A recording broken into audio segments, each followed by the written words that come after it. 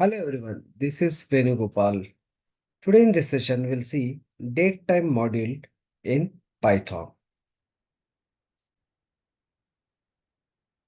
Datetime module, basically it is a built-in module which is used actually to show different kinds of date and times.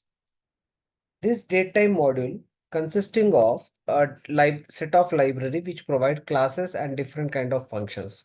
For example, we'll directly see one program to better understand about this datetime module. So if I want to see the current date and time, we can use, for example, I'll use one variable now is equals to date time is a module dot I want a date time, current date time. Okay, so simply I'll use date time dot date time module dot sorry, I want the current date, so I'll use now function. This will print. Now in this program you have observed the moment I've used this date time module, the PyCharm editor it automatically imported this date time module.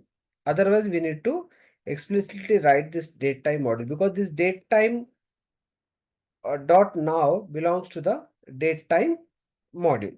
Now, if I want to print the current date, we can use some message like this, like current date. And if you want time also, this will give both, comma, it is stored in the now variable. Now save it. If I'll execute this, we will get the current date. In the console, you can see this, observe this, today's date is this, and the current date is, it is showing. So this is one function that is datetime dot now, which is used to show the current date. I'll use one comment here, current date and time. Now suppose if I want to see the current year,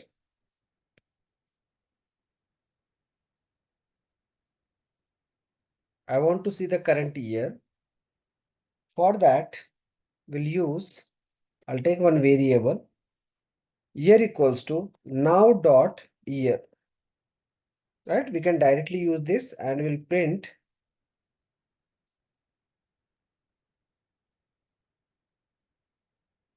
current year, comma, we'll print the year. So obviously it will print a current year, that is 2024. So there is a function now dot year, right? These all are the built-in modules which are present in the datetime function. Now suppose if I want to print a current month, yes, we can do that. For example, similarly, just we did for the month, year, now dot, or I can directly I'll print like this, print now dot month. Directly it will print the current month. If you want, you can take the message also like this, current month, comma, we'll get the current month. If I execute this one, see the current month is second. That is, it will give definitely the count. Okay. If you want to check out with the current day, you can directly print. If you want to see the current day, I'll take the string like current day, and to get the day, probably you might have guessed how to do that. Obviously now dot day. Run it. Current day is 7. It's not going to print the name of the date, right? It will print only what? It will print the number of days. So today is the 7th one. So that's why it is giving a 7. Now if you want, similarly, you can print the hour also.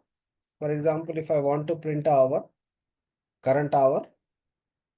So current hour is now dot hour. You will get the hour. That is 11. Yes, you can see in the taskbar also it is exactly 11 now.